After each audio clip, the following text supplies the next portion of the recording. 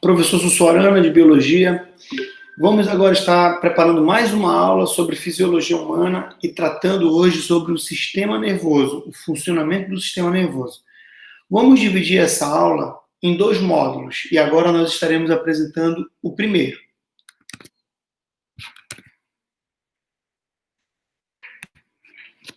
Sistema nervoso, sua classificação e sua fisiologia. Sempre lembrando que fisiologia é o funcionamento do órgão, funcionamento do sistema. O nosso sistema nervoso é o nosso sistema que proporciona o contato entre o nosso meio interno e o meio externo.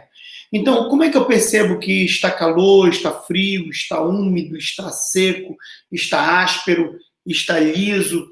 Então, como é que a gente consegue fazer essas leituras do ambiente? É através do nosso sistema nervoso. E para isso, nós precisamos de estruturas que façam a captação dessa informação, a interpretação dessa informação e a reação que o nosso corpo vai ter. Tudo bem? Vamos começar falando da nossa célula primordial. Esta célula primordial é o nosso neurônio.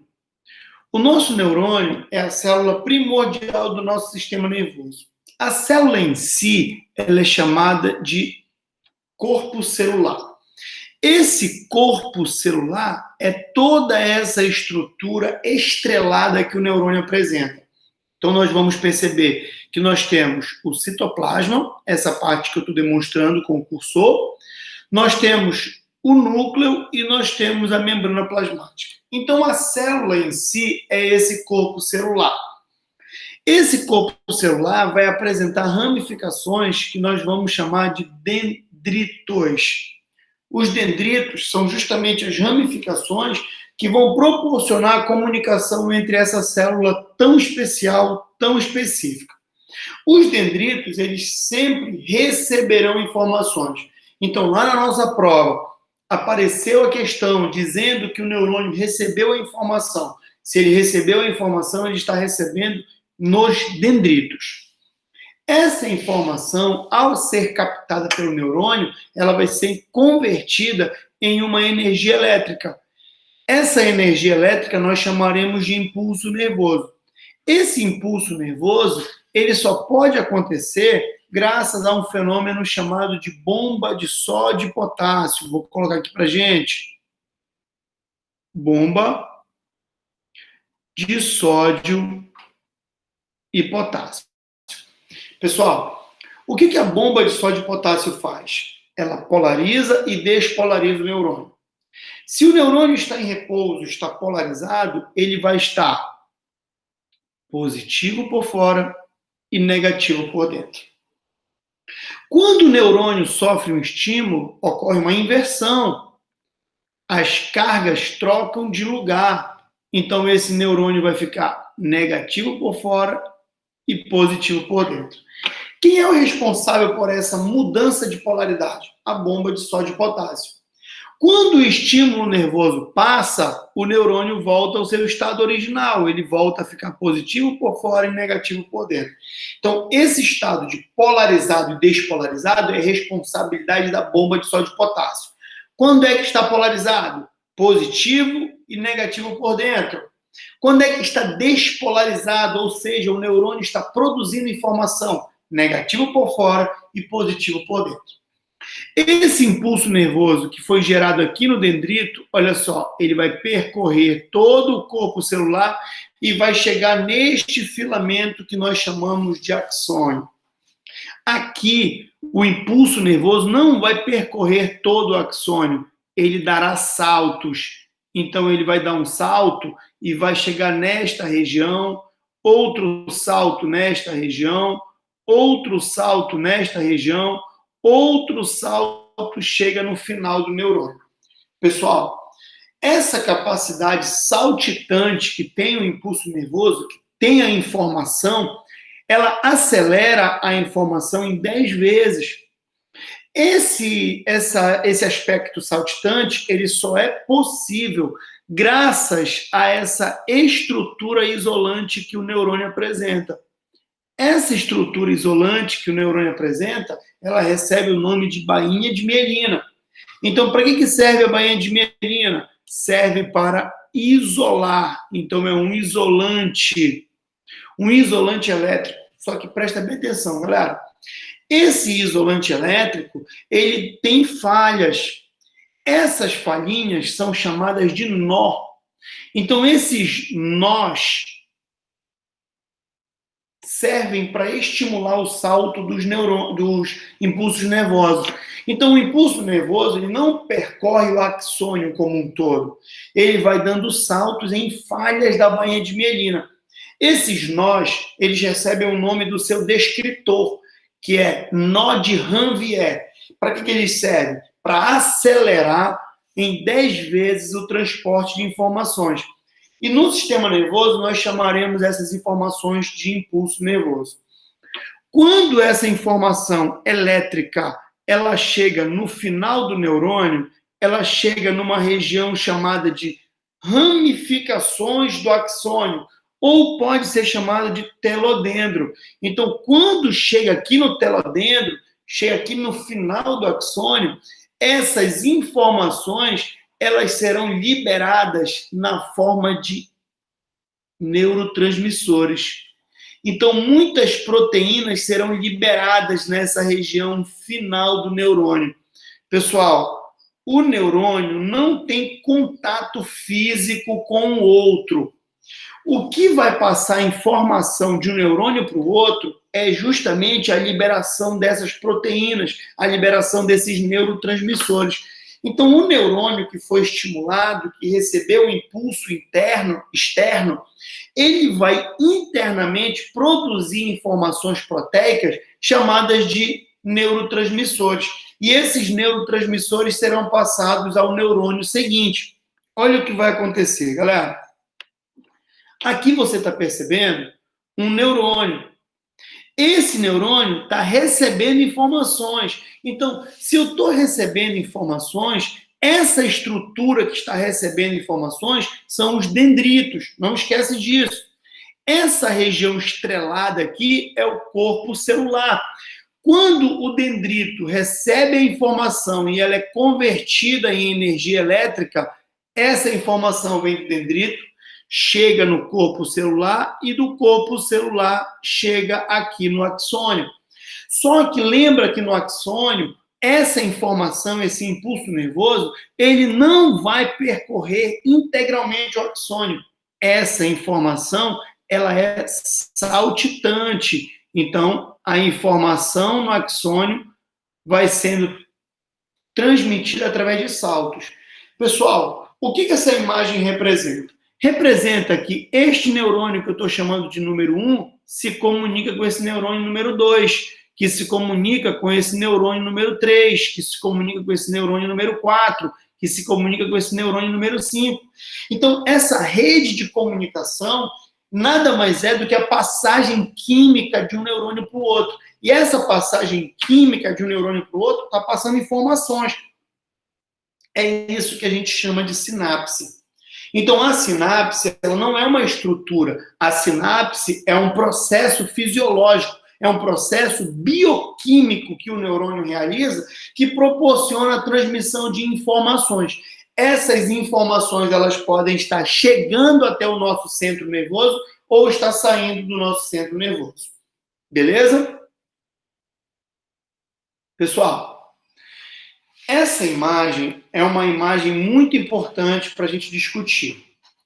Nessa imagem aqui que eu vou chamar de número 1, nós temos um neurônio que está íntegro, não sofreu nenhum tipo de modificação, ele está íntegro.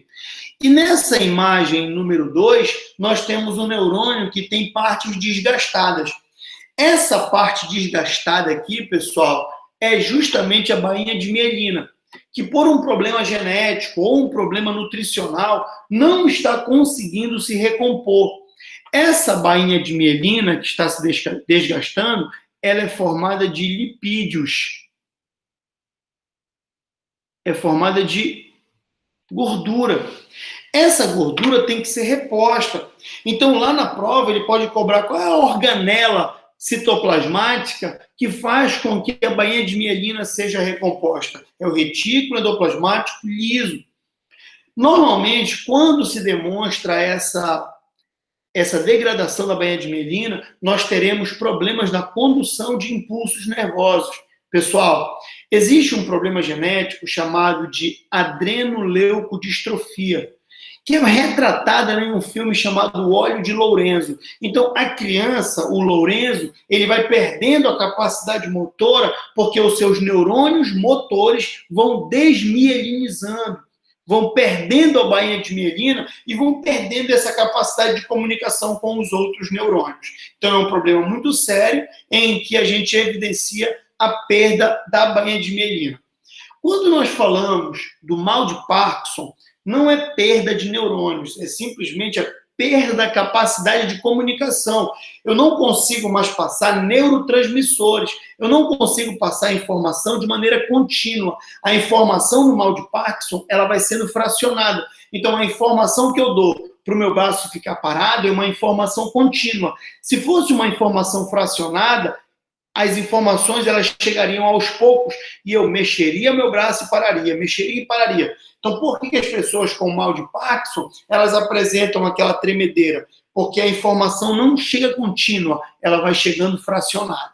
No mal de Alzheimer, eu estou tendo a perda dos neurônios. Os neurônios vão morrendo, e eu vou ficando com buracos no meu sistema nervoso. O cérebro da pessoa que tem mal de Alzheimer vai perdendo neurônios e vai ficando, parece uma esponja, vai ficando um cérebro cheio de falhas. Se eu tenho falhas de neurônios, eu tenho falhas no funcionamento do meu órgão. Então é por isso que um dos sintomas do mal de Alzheimer, não é o único, é a perda de memória. É uma perda de memória principalmente da memória recente. Inicialmente da memória recente. Ok? Pessoal, essa imagem é bem bacana, porque ela está mostrando o nosso centro nervoso. Vou até anotar isso aqui para você, que essa imagem retrata o nosso centro nervoso. Pessoal, centro nervoso é aquele local que vai receber a informação. A informação veio do meio ambiente e esse local vai receber. Vai receber e vai também dar uma resposta àquele estímulo. Qual é o nosso centro nervoso? O nosso centro nervoso é tudo isso aqui, ó. Toda essa região que eu estou marcando é uma região chamada de encéfalo, que já já eu vou descrevê-la todinha para vocês. Então, toda essa região que está dentro da nossa cabeça não é apenas do cérebro, é o encéfalo. E o nosso centro nervoso também é formado por esse fiozinho aqui que eu estou destacando, que é chamado de medula espinhal. A medula espinhal e o encéfalo formam o nosso sistema nervoso central. Esse sistema nervoso central vai ser o responsável por analisar as informações do meio ambiente e dar uma resposta a elas. Tudo bem? O nosso encéfalo vai ser formado por 7 principais partes que eu preciso conhecer. Pessoal, vamos lá demonstrar as partes do nosso encéfalo. A maior dela e mais conhecidas, o cérebro. Depois, nós temos uma outra região chamada de tálamo. Depois, nós temos uma outra região chamada de hipotálamo. Depois, temos uma outra região chamada de mesencéfalo. Depois, temos uma outra região chamada de cerebelo, uma outra região chamada de bulbo e uma outra região chamada de ponte.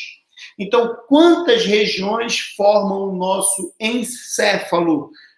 Temos 7 regiões: o cérebro, o tálamo, o hipotálamo, o mesencéfalo, o cerebelo, o bulbo e a ponte. São 7 estruturas. Ah, professor, o que é o corpo caloso? O corpo caloso é uma região que une o nosso hemisfério cerebral direito e o nosso hemisfério cerebral esquerdo. Então, o nosso cérebro ele é dividido ao meio. Então, a região que une é justamente o corpo caloso. Ah, e o que é a hipófise? A hipófise, ela é uma glândula considerada a nossa glândula mestra e é a glândula que controla todo o funcionamento hormonal do nosso corpo. Por que ela aparece aqui? Porque ela é intimamente conectada a um órgão do nosso sistema nervoso central chamado de hipotálamo. Posso até considerar que a hipófise é uma ramificação do nosso hipotálamo, já que o sistema nervoso tem a mesma origem embrionária do nosso sistema de glândulas. Tudo bem, pessoal? Além do nosso sistema nervoso central ser representado pelo encéfalo, ele vai ser representado também pela nossa medula espinhal. Galera, aqui, aonde eu estou marcando para vocês, eu tenho um fiozinho que passa por dentro da nossa coluna. Esse fiozinho que passa por dentro da nossa coluna é justamente a nossa medula espinhal. A nossa vértebra, as nossas vértebras que formam a nossa coluna vertebral servem para proteger esse fiozinho, essa estrutura nervosa, esse aglomerado de neurônios, serve para proteger, porque é justamente ele que conecta o resto do nosso corpo ao nosso encéfalo. Esse esqueminha que eu coloquei aqui do lado é um esquema que mostra de maneira perfeita o funcionamento da nossa medula espinhal. Então, a nossa medula espinhal, ela vai ter a proteção, assim como o nosso encéfalo, de 3 membranas. A primeira membrana é a pia mater, a segunda é a aracnoide e a terceira é a dura mater.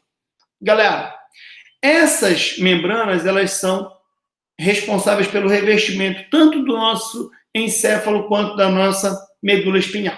Bem, a gente consegue perceber que da nossa medula espinhal saem raízes nervosas. E essas raízes nervosas são justamente as ramificações da nossa medula. Essas ramificações formam os nossos nervos. Os nervos que saem diretamente do nosso encéfalo são chamados de nervos cranianos. E os nervos, as ramificações que saem da nossa medula, são chamados de nervos raquidianos, que são os nervos que conectam o nosso corpo todinho com o nosso sistema nervoso. Tudo bem, pessoal? Então, aqui a gente está encerrando a primeira parte da nossa explicação em relação ao nosso sistema nervoso central. Na nossa próxima aula, nós concluiremos o sistema nervoso central, demonstrando o seu funcionamento junto com os atos e arcos reflexos. Uma boa preparação a todos, até o nosso próximo encontro e um grande abraço.